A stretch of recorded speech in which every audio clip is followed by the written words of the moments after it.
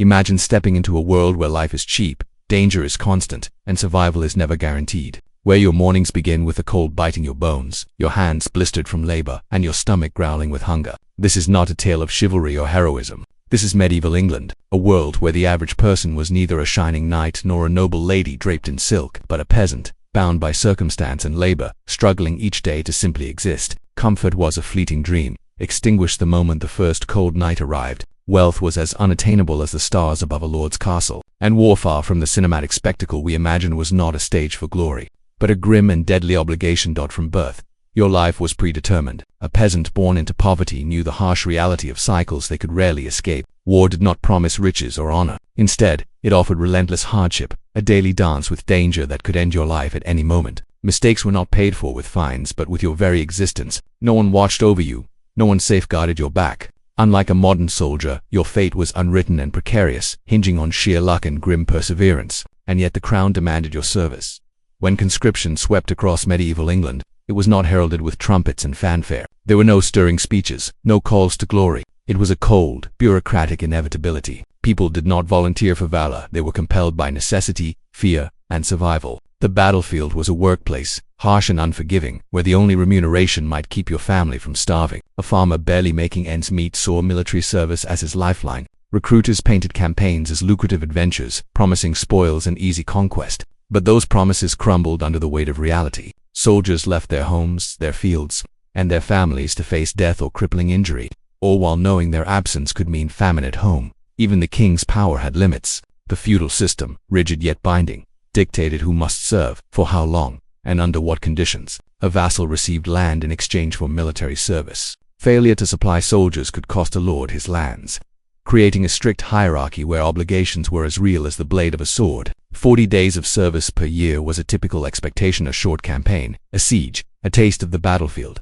If the war dragged on, the lord had to pay his men, hire mercenaries, or collect scutage payment in lieu of service. These professional soldiers were trained, motivated, and reliable, unlike the hastily assembled militias of peasants, who fought out of necessity rather than loyalty. And yet, even these structures could not prevent chaos. A soldier, having fulfilled his 40-day obligation, could simply go home. The harvest waited, the family depended on him, and pragmatism often outweighed loyalty. Entire armies could collapse on the eve of battle because half the troops had returned to their villages. Commanders relied on diplomacy, promises of pay, and rare generosity to retain their forces. For a peasant, leaving the battlefield was not betrayal, it was survival.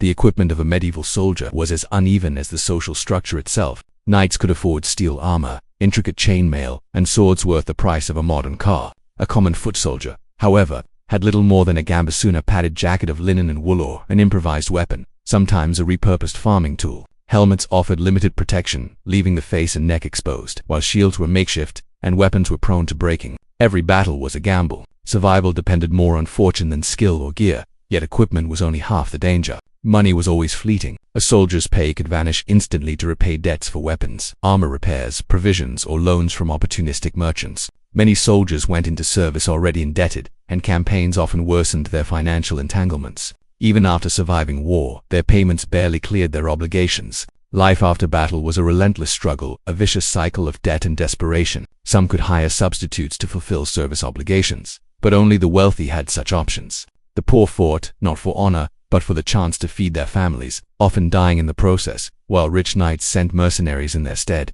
Daily life on campaign was brutal. Soldiers slept on frozen ground beneath thin cloaks, their heads resting on rocks or logs. Food was scarce, spoiled, and often unsafe. Hard bread, salted cheese, and dried meat, washed down with potentially contaminated water. Disease, dysentery, and starvation were as deadly as enemy blades. A minor wound could become fatal due to infection. There were no antibiotics, no trained surgeons, only barber surgeons who stitched, cauterized, or cut with crude methods. Survival depended on pain tolerance, luck, and the unwavering support of comrades. Superstition and faith intertwined with survival. Soldiers prayed, wore amulets, and clung to omens, seeking protection from divine forces. Yet in the chaos of war, when morale faltered, luck failed, and the cold gnawed at their bones, prayer could only do so much. Soldiers confronted not only enemies but hunger, fatigue, and their own terror. Defeat transformed armies into fleeing mobs. The orderly ranks of yesterday disintegrated into chaotic crowds, abandoning weapons, armor, and discipline. Looting became inevitable by victors, by local villagers, even by desperate comrades. The battlefield became a landscape of panic, corpses, stolen spoils, and shattered strategy. Captives' fates were dictated by status. Nobles ransomed for fortunes, peasants executed or enslaved. Survival required cunning, resilience, and sometimes sheer ruthlessness. Discipline in medieval armies rested on fear. Commanders wielded absolute power. Punishment was public, brutal, and often deadly. Flogging, hanging, or execution were not mere deterrents, they were instruments to enforce obedience. Any rebellion or disobedience risked immediate death. Soldiers feared their commanders more than their enemies, understanding that the battlefield might spare them, but defiance would not.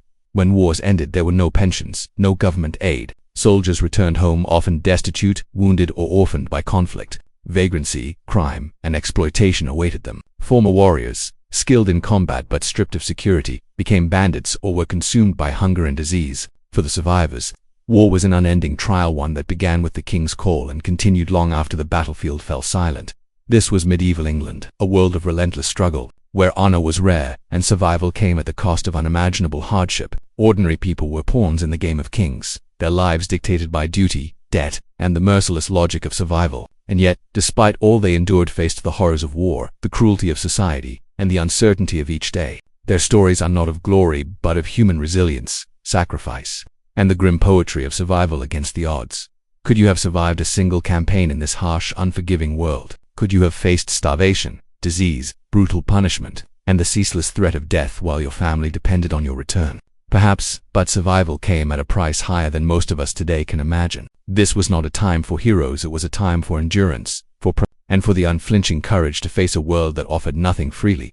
If this glimpse into the grim reality of medieval soldiers fascinates you, share your thoughts below. What other corners of history would you dare to explore? And don't forget to subscribe so you never miss an episode that uncovers the raw, untold truths of our past.